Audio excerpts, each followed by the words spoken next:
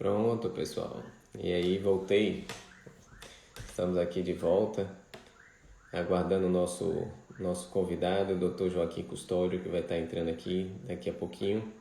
Retomando aqui nossa sequência de lives, onde a Assiste Vida busca trazer assim os nossos conteúdos que a gente julga importante na área da saúde para as pessoas que nos seguem e principalmente os pacientes, familiares de pacientes.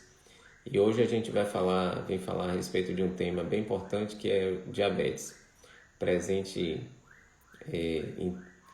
de forma relevante na sociedade, na população, um tema que é algo que para nós assim a gente precisa cuidar, se prevenir, porque nós que trabalhamos com home care, muitos dos nossos pacientes são sequelados de AVC, ou têm doença de Alzheimer, ou têm alguma complicação decorrente de situações do diabetes. Estou vendo aí que o Dr. Joaquim já entrou, pediu para entrar na live. Vou aceitar aqui para o nosso amigo aqui, Dr. Joaquim Custódio.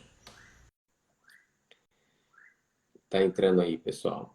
Aproveitem aí e também convidem amigos, familiares para poder participar desse momento, que é um momento importante e rico para nós aqui, um momento onde a gente vai falar de um tema relevante.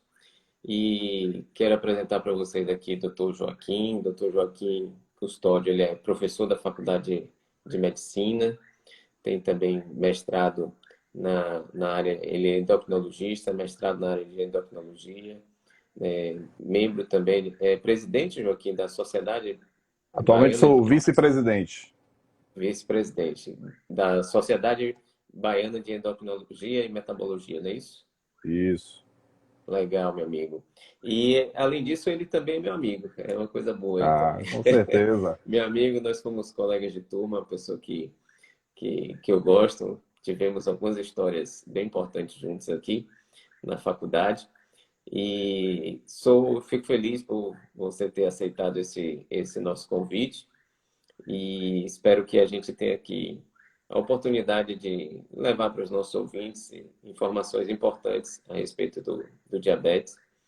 E eu estava falando com ele, com o Joaquim, que a gente tem um público aqui que é mais de profissionais de saúde, mas temos também familiares de pacientes, pacientes aqui também que buscam seguir assistir vida, e que é um tema importante para nós que trabalhamos com reabilitação, trabalhamos com pacientes que estão acamados, muitos deles que tiveram AVC, e a gente sabe que o diabetes é um dos fatores de risco importantes para o AVC.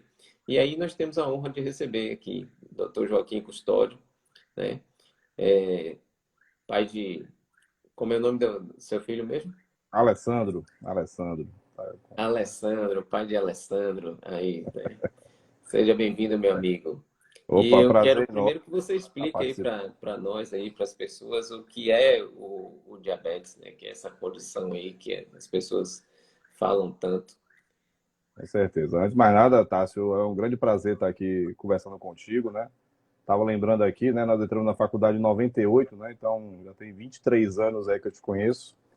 E, assim, é muito bacana, né? A gente, cada um segue sua trajetória profissional, mas a gente poder estar dialogando, se encontrando, né? A nossa turma de faculdade, particularmente, eu tenho contato com vários colegas do ponto de vista do campo profissional e isso é muito bacana, né? A gente vê como essa formação que nós tivemos lá na universidade, hoje eu tenho a satisfação de ser professor da faculdade que nos formou, gerou frutos, né? Então eu acho isso muito legal. E em relação ao diabetes, né, eu acho que falar sobre diabetes é falar sobre uma das grandes questões de saúde pública do século XXI, né? Porque nós estamos agora, né, nesse período, né? O Novembro Azul é muito conhecido por causa da próstata, né? Mas a gente já há alguns anos tem, já há mais ou menos aí uns 30 anos, as sociedades de endocrinologia e diabetes têm puxado essa temática também do Novembro Azul para o diabetes. E 14 de novembro, né, foi escolhido como o Dia Mundial do Diabetes porque é o aniversário do Bentin, que é um dos cientistas que ele teve a oportunidade de formular, né, de descobrir, melhor dizendo, a insulina, né, a insulina humana.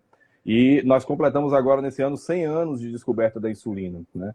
Então, é um marco importante para todos que trabalham. Eu não sabia que era por homenagem a Pois esse é, senhor. e Legal. há 100 anos, né, a insulina foi descoberta e mudou radicalmente a vida dos pacientes, em especial os pacientes com diabetes tipo 1, que dependem da insulina para sobreviver. Então, é um marco importante.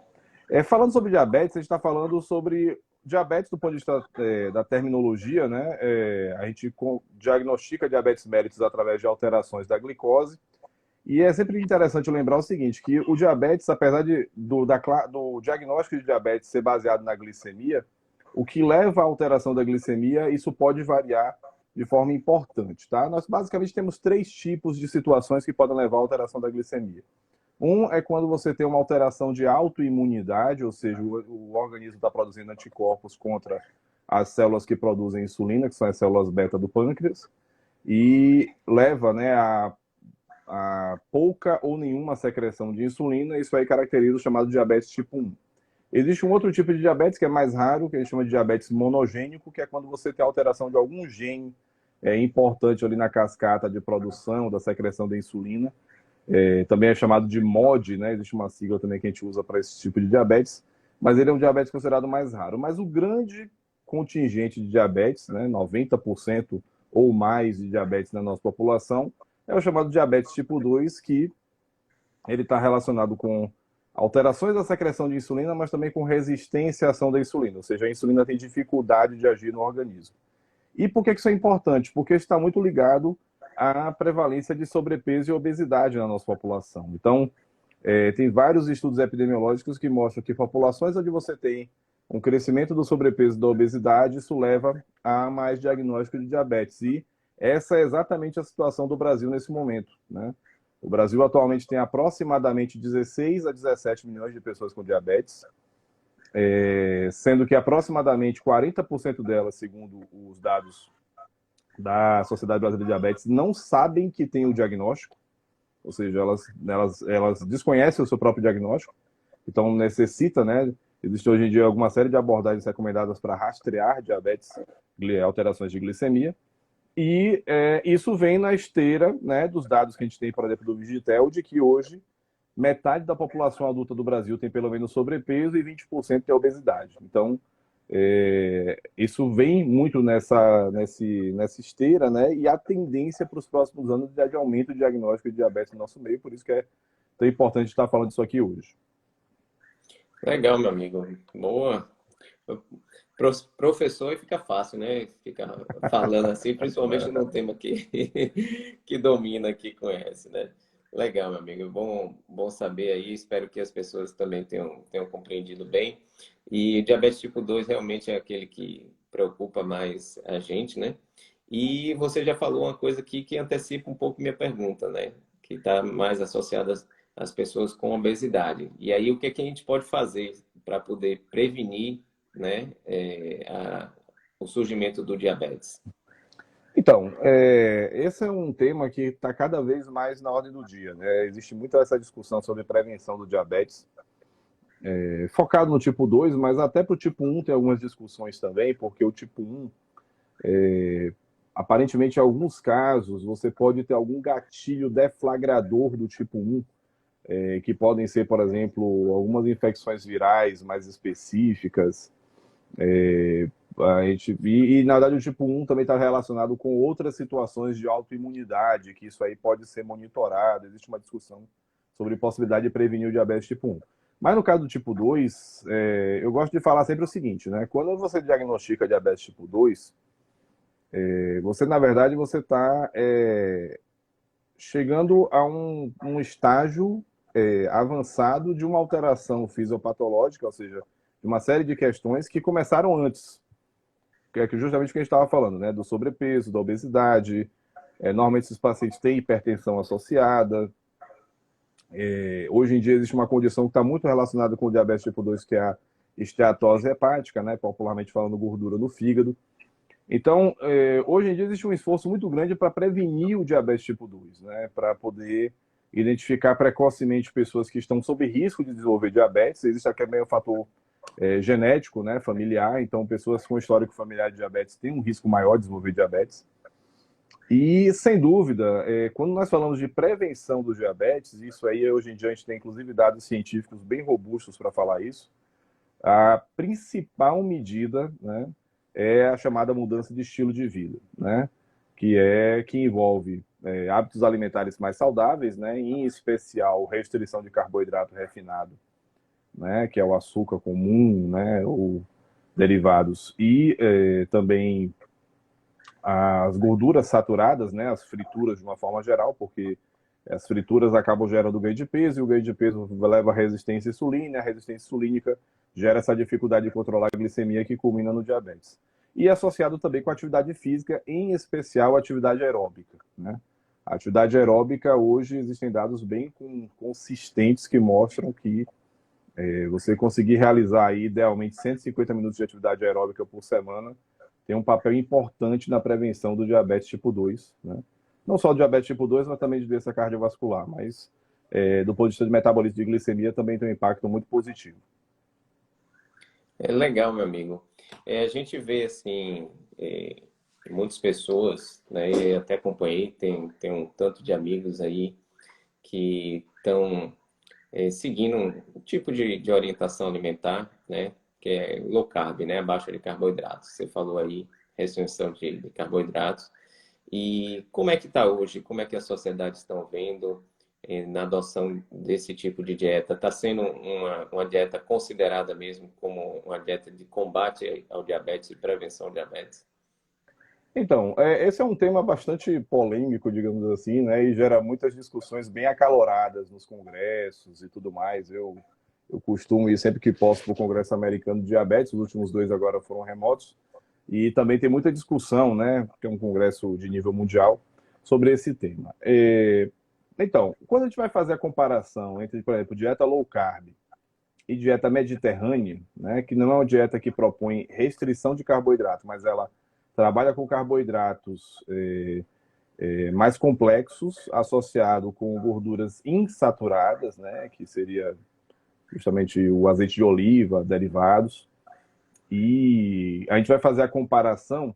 A dieta mediterrânea, por exemplo, ela tem evidências científicas um pouco mais consistentes, um pouco mais sólidas.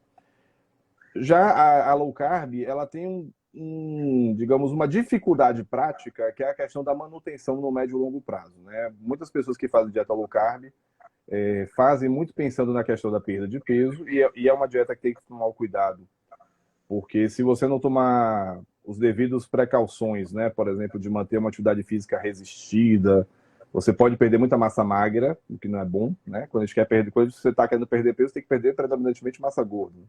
Sim. E depois a manutenção no médio e longo prazo, às vezes, é um pouco difícil. Então, a dieta low carb, ela é útil em alguns casos, mas é preciso tomar cuidado, tá certo? E, assim, a gente não recomenda que seja feito, como hoje em dia com acesso aí a informação hoje muito fácil, às vezes as pessoas veem ali um site que tem ali um plano alimentar low carb e vai seguir. Isso aí a gente realmente não recomenda, tá? Em especial para pacientes com diabetes, mas independente de ter ou não diabetes, é importante ter orientação médica e nutricional antes de iniciar qualquer processo terapêutico. Uma outra estratégia terapêutica que hoje, de dietética, né, que o pessoal tem uma certa popularidade, é chamado jejum intermitente, né? A Sim, sim. pessoa fica 16 horas em jejum, né? Então, assim, a jejum intermitente, por exemplo, tem surgido alguns dados até interessantes na literatura, mas quando a gente fala de orientação nutricional, é sempre importante lembrar o seguinte: não existe plano nutricional que sirva universalmente para todos. Tem que se analisar a característica daquela pessoa, tem que se avaliar a capacidade daquela pessoa de manter aquilo no médio e longo prazo, porque é isso que vai fazer a diferença, né?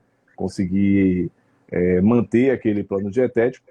E, naturalmente, se já estiver usando medicação por algum motivo, aliar ali com as medicações, porque alguns processos, alguns planos terapêuticos dietéticos desses podem, por exemplo, aumentar um pouco o risco de hipoglicemia para o paciente com diabetes. Então, tudo isso tem que ser pesado na hora de decidir, entendeu? Legal, meu amigo. Eu fiz essa pergunta porque eu vejo muitos médicos, colegas nossos também, inclusive alguns praticantes da dieta low carb, que chegaram a desenvolver diabetes e depois que eles começaram a adotar essa prática de vida, chegaram a normalizar os níveis, né? Chegando, vamos dizer assim, até a cura, né? Ele continua É, talvez com uma predisposição, mas chega a curar realmente, vamos dizer assim, o é, diabetes. Algo que a gente via antes, todo mundo fazendo apologia, dizendo, não, diabetes vai ser, você vai ter que conviver com diabetes aí durante um tempo e tal, porque não tem cura. tem uns dados interessantes nesse respeito. A gente tem evitado usar esse termo cura, né? A gente tem preferido usar o termo remissão, né? Ou seja, você deixou a situação, a patologia quietinha ali, né? Você conseguiu voltar para um estágio anterior. Por exemplo, agora mesmo saiu um artigo, tem uma ou duas semanas, com alguns dados na Escócia, mostrando uma prevalência de remissão de diabetes tipo 2 após o diagnóstico em torno de 3 a 5%, né? Então, assim, isso às vezes pode acontecer realmente. Agora, assim, normalmente isso acontece em pessoas que promovem uma mudança de estilo de vida importante, tá? Então, vou dar exemplo, né? A pessoa diagnosticou diabetes, estava completamente sedentária, padrão alimentar desregrado, tudo mais, e aí realmente incorporou, e aí, assim, tem várias estratégias, né? Tem de alimentação e de atividade física, né? Tem gente que vira triatleta, tem gente que vai fazer natação todos os dias. Eu estava falando com um paciente que disse que está nadando aí 6 quilômetros por semana, né? Então, assim, a pessoa encara, coloca alguma rotina ali e ela mantém aquilo, aliado a uma alimentação, e ela realmente consegue regredir ao ponto de não precisar de medicação, né? Então, isso realmente é algo Inclusive, interessante. eu vi casos de uso de insulina, né? Chegar a ficar sem usar insulina, inclusive, É, né? Pacientes que já tiveram uso de insulina, né? é.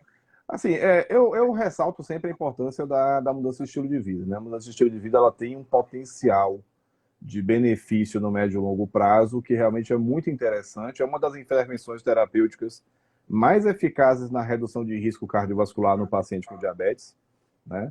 Ela é mais eficaz isoladamente do que o próprio controle da glicemia, né, no ponto de vista de redução de risco. E, naturalmente, assim, a gente tem que também ter uma postura enquanto profissional, quando está lidando com essa temática, primeiro, assim, entender a situação de cada um, né? Às vezes as pessoas têm uma rotina bastante complicada de trabalho, de família, tal, que dificulta, mas por outro lado, faz parte do nosso papel também estimular a busca por essas atividades, né? Por essas rotinas, porque quem consegue aderir a essas rotinas e manter no médio e longo prazo realmente se beneficia bastante. Mas o importante, em resumo, é a redução de carboidratos, principalmente a redução de carboidratos refinados, independente de Isso. qual Isso. seja, e sob orientação médica e nutricional, não é isso? A redução de carboidrato e de gordura saturada, tá? A gordura Sim. saturada, a gente discute muito essa questão da lipotoxicidade. A gordura saturada ela tem um papel importante também na disfunção da célula beta, ou seja, nesse prejuízo da secreção da insulina que gera, né, o acúmulo de gordura visceral, ou melhor, que está relacionado com o acúmulo de gordura visceral e que acaba gerando essa dificuldade de controle. Então, o controle da gordura saturada também é importante, né? Assim, esse balanceamento da alimentação. A gente sempre fala assim, no caso dessa questão do diabetes, a quantidade dos alimentos é importante, mas a qualidade é muito importante, né? Assim, você saber selecionar o alimento, isso ajuda realmente. E eu sempre falo o seguinte, o paciente bem controlado, ele vai poder, em alguns momentos, sair um pouquinho dessa rotina, né? Vai, sei lá, ter uma ocasião social, um aniversário, um casamento. Ele vai poder sair um pouco daquela rotina, mas no dia a dia, ele realmente precisa ter um controle maior do que ele se alimenta, né? Precisa ser mais seletivo. E fugir mais também dos alimentos industrializados, porque, Sim. de certa forma, os alimentos industrializados já têm, né, mais gordura saturada, né, tem toda essa questão de carboidratos Muito também sódio também, né? refinados. Que acaba levando a questão de hipertensão também e acaba dialogando de uma forma geral com a questão do risco cardiovascular, né? Legal, meu amigo. Então, a gente viu aqui um pouco a respeito da prevenção, né, das mudanças dos hábitos de vida.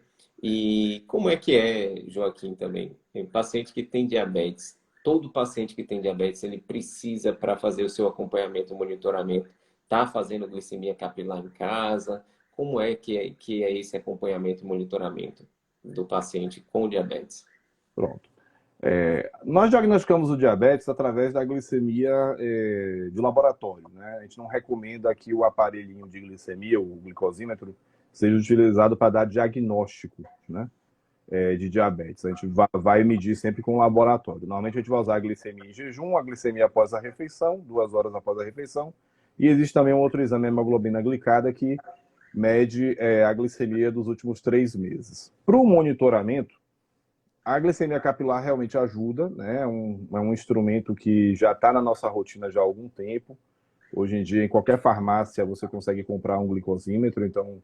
E também existe uma regulamentação do SUS já há mais ou menos 15 anos para os pacientes que fazem uso de insulina, que permite, né, a disponibilização do aparelho das fitas. Então, hoje em dia, nós temos essa possibilidade de monitorizar de forma mais frequente.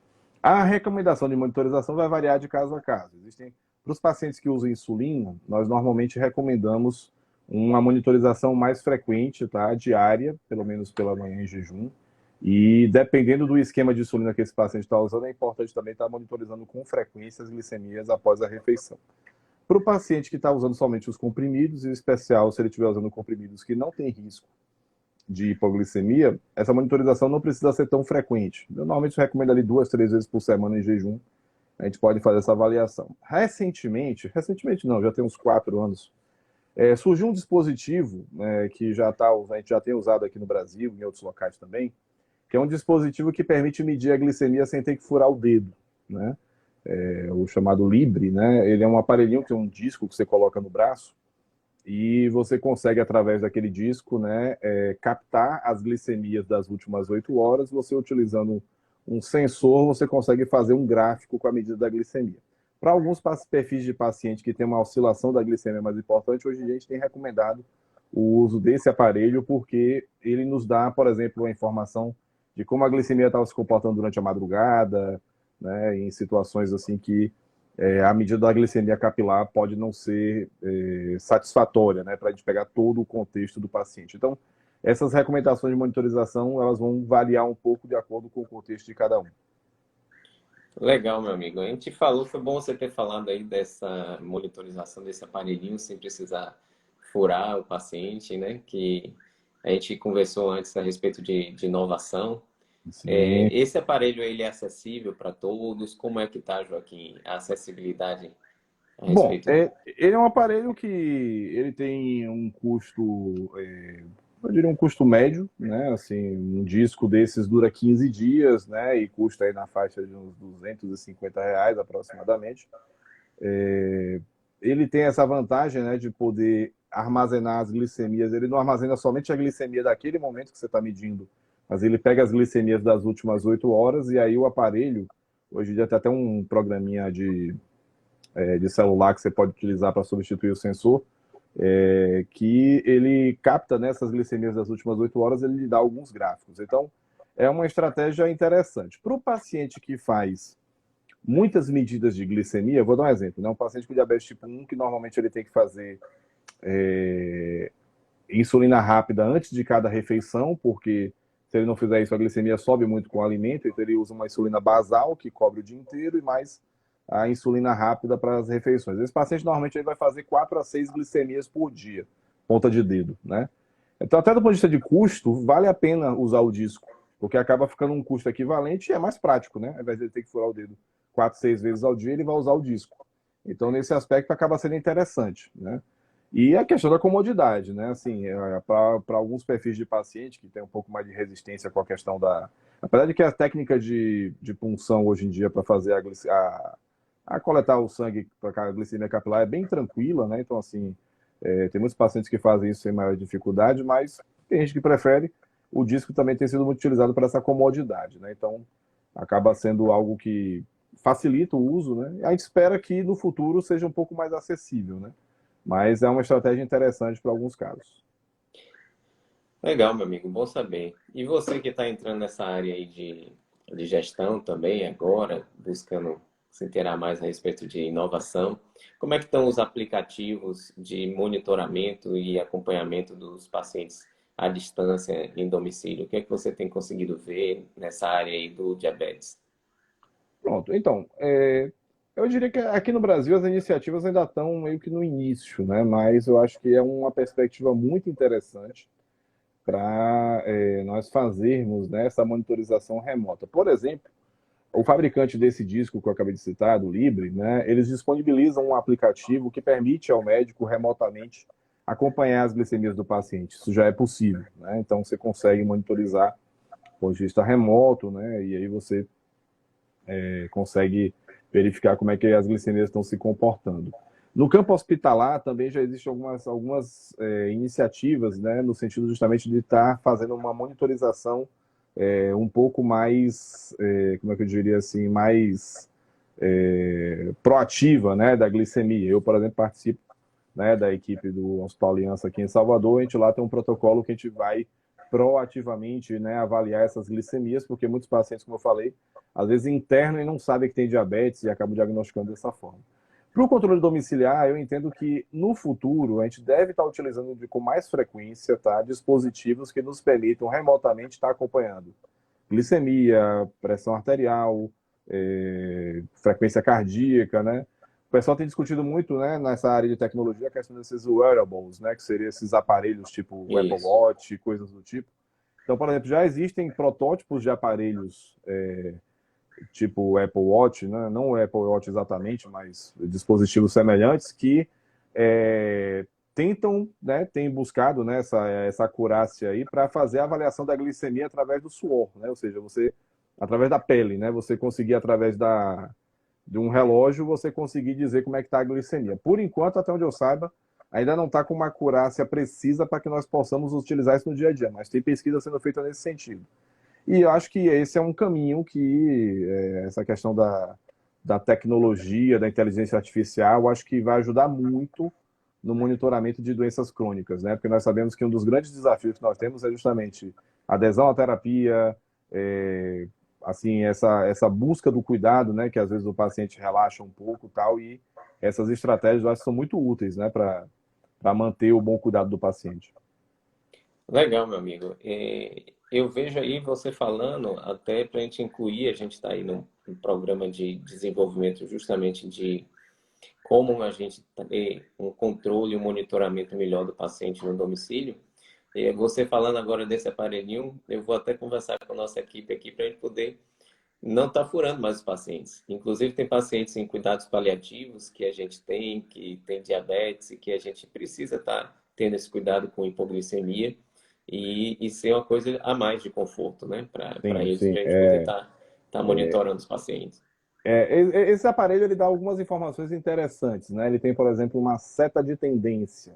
Então, ele não apenas nos diz como a glicemia está naquele momento, mas ele nos diz se a tendência da glicemia é de ficar estável, de subir ou de descer.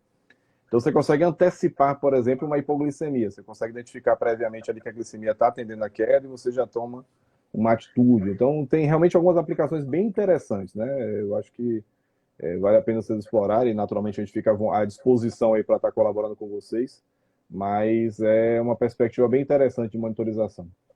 Ah, legal, meu amigo. Joaquim, a gente falou aqui de prevenção, falamos de monitoramento, mas eu estou querendo saber agora também o seguinte: quais são as complicações normalmente para quem não controla o diabetes e com quanto tempo ela surge? Quais são essas principais complicações? Então, o diabetes tem um impacto do ponto de vista de saúde pública muito importante e econômico, inclusive, justamente por ser um problema, né, que, se não bem controlado, pode direcionar para diversos tipos de complicações. Nós, digamos, esquematicamente, né, dividimos em duas grandes complicações: as complicações macrovasculares e as complicações microvasculares. As complicações macrovasculares são as que envolvem os grandes vasos, então, notadamente, o infarto do coração, o AVC, né, que é o derrame, né, o acidente vascular cerebral.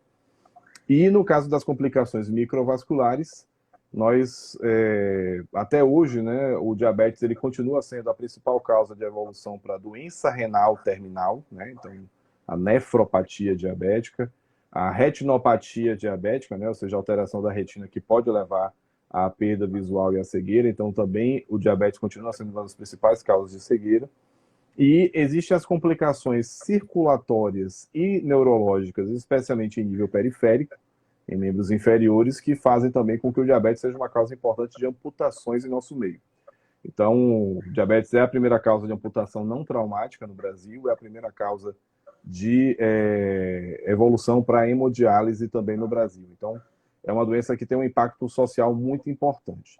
E o nosso objetivo com essas campanhas de conscientização, como por exemplo aí o Novembro Diabetes Azul, é justamente de reforçar, tanto com pacientes como com familiares, a importância do bom controle glicêmico e dos outros fatores de risco, porque hoje em dia eu diria que nos últimos 30 anos aí, a evolução da terapia do diabetes foi fantástica, né? A gente teve várias evoluções no diagnóstico, na monitorização, no tratamento, nas medicações disponibilizadas, que nos dão hoje muito mais condições de prevenir essas condições, essas situações. Ou seja, há 30 anos atrás, essas questões de amputação, de ciência renal eram bastante prevalentes, hoje continuam prevalentes, mas a gente tem hoje em dia armas para poder combater, né, e fazer com que evite-se essas complicações. E existem estudos aí da década de 90, tanto em diabetes tipo 1 como em diabetes tipo 2, que mostram que tratar bem o paciente com diabetes, especialmente desde o início da terapia, ou seja, tratar de forma eficaz, controlando a glicemia,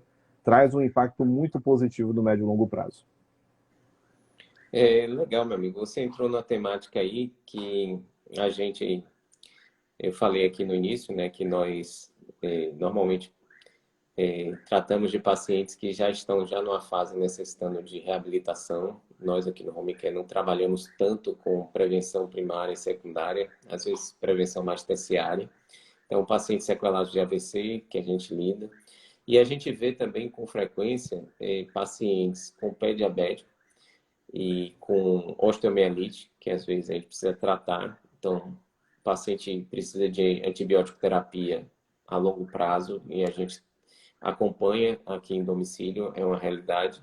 E recentemente também a gente está fazendo curativos, né? A gente inaugurou uma clínica de curativos em Salvador e a gente está apto aí a estar utilizando curativos para esses pacientes aí com essas situações de pé diabético.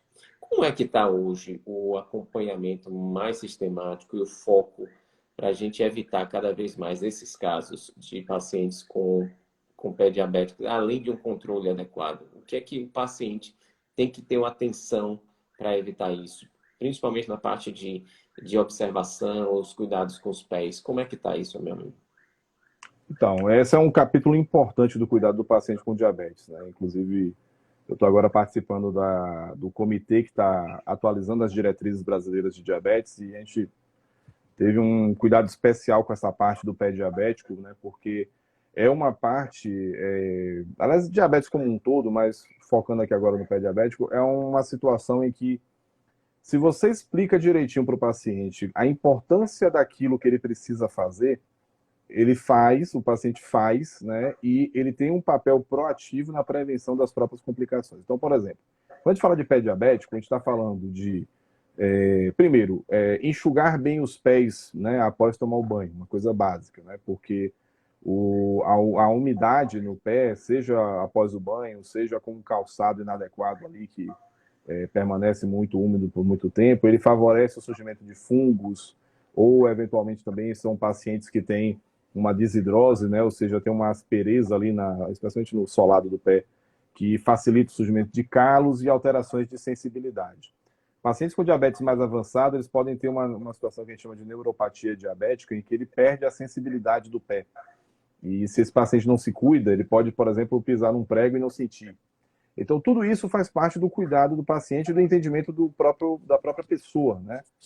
Hoje em dia, todos os protocolos hoje em dia de cuidado para pacientes com diabetes reforçam muito essa questão da participação do paciente como sujeito ativo do seu próprio cuidado nessa questão da prevenção. E quando já aparece com um problema, como por exemplo no pé diabético, a importância também do cuidado adequado para evitar problemas. Então, por exemplo, uso de calçados adequados, né?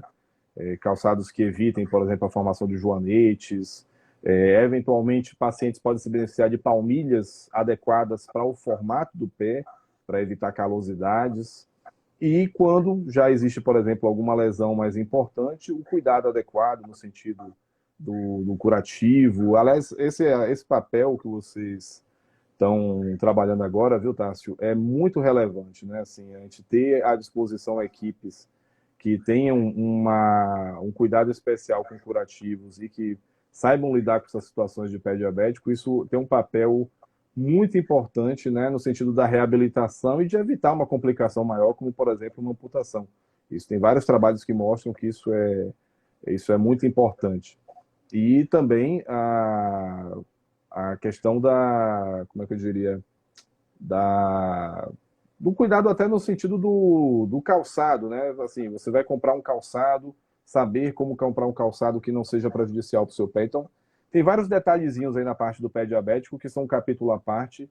E hoje em dia, por exemplo, né, o site da nossa Sociedade Brasileira de Diabetes, ele tem uma parte do site que é toda voltada para o leigo, né, para a pessoa que não é especialista, que não é profissional de saúde, que ela possa buscar essas informações e está se capacitando, né, se orientando para como conduzir isso aí, naturalmente, sempre que necessário buscar assistência profissional. Você falou de uma coisa aí bem importante, né? Que é a atenção no cuidado, né? Com o pé, né?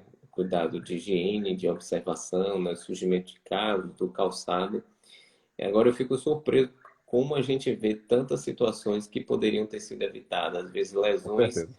já amplas, né? E que ela não começou daquele jeito, ela começou Perfeito. pequenininha, né? Então a gente vê que não teve um cuidado adequado desde o início. E aí, quando a gente conversa com alguns pacientes, a gente vê algumas situações, né? E isso não é só pacientes da rede SUS, né? Ou Não, pacientes de que jeito nenhum. não tinham condições. A gente vê paciente com condição mesmo, Sim, né? sim. Aí ele não tinha orientação médica de curativo adequada, às vezes usando só uma colagenase. Eu já ouvi de pacientes que botaram pó de café, fizeram aquele tratamento tradicional às vezes, com açúcar mascavo, né? Sim. E a gente vê a situação se ampliando. Então, o que você falou é importantíssimo. O ideal é a gente poder cuidar no início. E Não. E assistir vídeo.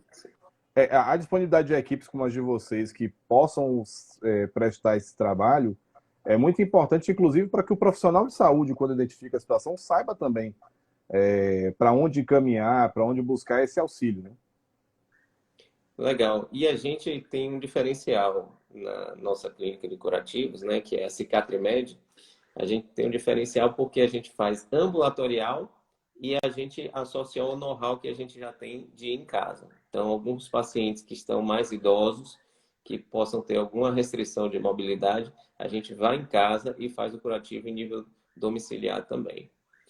Mas, meu caro, eu estou querendo também saber de você, assim, de tudo que a gente vem conversando aqui. Se você tivesse que dar um conselho, assim, para as pessoas que estão nos ouvindo, que não têm diabetes e que a gente deseja que não tenha diabetes, o que é que eles podem fazer para não ter, e aqueles que têm ou têm algum familiar ou parentes também, o que é que pode ser feito para a gente estar combatendo o diabetes, aproveitando aqui esse mês, que é um mês assim de lembrança. Aqui em Itabuna, inclusive, eu acho que você deve conhecer o Dr. Rafael. A Claro. gente tem um trabalho aqui fantástico, ele faz Não, um o mutirão movimento de aqui, o mutirão Rafael é da saúde, sensacional. Eu tive com o conhecido Rafael, mundialmente. tive com o Rafael há uns 2 ou 3 anos atrás. Ele fez uma apresentação no CREMEB e eu tive lá como representante da sociedade. Assim, fantástico o trabalho dele. Inclusive, vários colegas de endocrinologistas de outras partes do Brasil já foram acompanhar o trabalho dele em Itabuna, né, do Dia Mundial do Diabetes. Então, assim, é realmente um trabalho espetacular, né, e referência para vários outros colegas, né, que também fazem trabalhos semelhantes. A gente tem colegas em Aracaju, em outros locais que também têm feito mobilizações importantes. Aqui em Salvador a gente tem começado a fazer isso, né? A gente não está bem longe aí do nível aí do Rafael, mas existe uma expectativa assim de a gente cada vez mais, esse ano não teve como fazer muita coisa por conta da pandemia, mas de cada vez mais engajar pessoas nessa questão do cuidado do diabetes e aproveitando a data do Novembro Azul para essa conscientização. Então, falando assim, falando do ponto de vista da prevenção do diabetes, sem dúvida, para prevenir diabetes, o aspecto mais importante é manter um estilo de vida saudável, né? Do ponto de vista da alimentação, do ponto de vista da atividade física, né? Esse aspecto ele tem hoje em dia, né, como eu falei, existem dados científicos muito robustos, existe um estudo chamado DPP, que é Programa de Prevenção de Diabetes, na sigla em inglês, que mostrou claramente que se a pessoa está em risco de ter diabetes e ela adota essas mudanças de estilo, é, ela tem um impacto do ponto de vista de controle da glicemia, de evitar o diagnóstico de diabetes muito grande. Eu sempre brinco que não existe pílula do exercício, ou seja, não existe nenhum comprimido que faça no nosso organismo o efeito que o exercício físico faz, né? Então, realmente tem que buscar essa questão da atividade física, da mudança de estilo de vida para mudar esses desfechos. E para as pessoas que têm diabetes, primeira coisa, eu acho que é muito importante, não só no diabetes, mas em várias outras situações clínicas, conhecer bem, né, o seu problema de saúde, buscar informação, e aí buscar informação em fontes confiáveis, né? Porque a gente sabe que hoje em dia com o Dr. Google, né, as pessoas vão buscar informação e às vezes caem em umas coisas meio esquisitas, então buscar informação em fonte confiável, e aí eu recomendo de forma bem tranquila, né, o site da Sociedade Brasileira de Diabetes, que é diabetes.org.br. Nesse site vocês vão ter acesso ali a muita informação voltada para o público leigo. Inclusive hoje tem atividades hoje relacionadas com o Dia do Diabetes que estão lá disponíveis para acesso, né? Vai ter uma atividade agora às 8 da noite também ao vivo. Então, assim, vale muito a pena buscar essa informação, porque quanto mais conhecimento o paciente com diabetes e também os seus familiares têm, melhor é o resultado. Isso aí é demonstrado também do ponto de vista científico. E, naturalmente, buscar assistência médica adequada. Hoje, nós da sociedade temos um trabalho importante de conscientização, de sensibilização dos profissionais de saúde, médicos, enfermeiros, farmacêuticos, no sentido de orientar de forma adequada o paciente com diabetes. Existem pacientes com diabetes que não precisam necessariamente buscar uma assistência terciária, eles podem ser tratados na atenção primária de saúde, mas quando necessário tem que buscar, e sem atraso, a assistência mais especializada para evitar justamente as complicações, né? Legal, bons conselhos. Meu amigo, eu vi aqui que entrou alguns amigos nossos. Fabinho tá Isso. aí, Fábio Soares, Doutor Fábio né? Soares, grande autoridade da cardiologia aí. Pois é, grande autoridade. Um dia eu vou conversar com ele aí para ver se ele quer fazer também uma live aqui com a gente escolher um tema legal Ele para tem um falar pro projeto aí pessoal. bacana aí, que ele está fazendo aí junto com outros colegas, o MedWe. E a gente teve uma live recentemente também falando um pouquinho aí sobre diabetes, sobre glicemia. O Fabinho aí já está versado aí no Instagram, tá? Oh, legal. Eu vi também que Cíntia entrou aqui também, porque eu consegui ver também aqui, alguns amigos queridos aqui participando também. Doutor Bacana. Leonardo Sente é nosso Salgado, colega da presidente da Oftalmo. Assiste Vida. Bacana. Celso também, alguns colegas aqui de trabalho também queridos aqui nos prestigiando. Esse horário é um horário que o pessoal está se alimentando, né? Eu tinha convidado, normalmente a gente faz às 20 horas, né? Mas você tem um compromisso. Não, eu tenho Mas uma reunião daqui a pouquinho, mas depois eu vi que eu ajudei indiretamente aí, porque da mais tarde tem um jogo Brasil e Argentina aí, que eu nem lembrava que tinha esse jogo.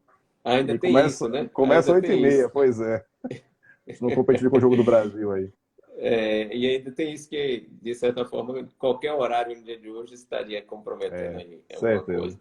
Mas o bom é que a gente tem esses recursos aqui que fica gravado, a gente bota no feed e aí tem pessoas que têm condição de se beneficiar com esse conteúdo e que um conteúdo assim bem rico.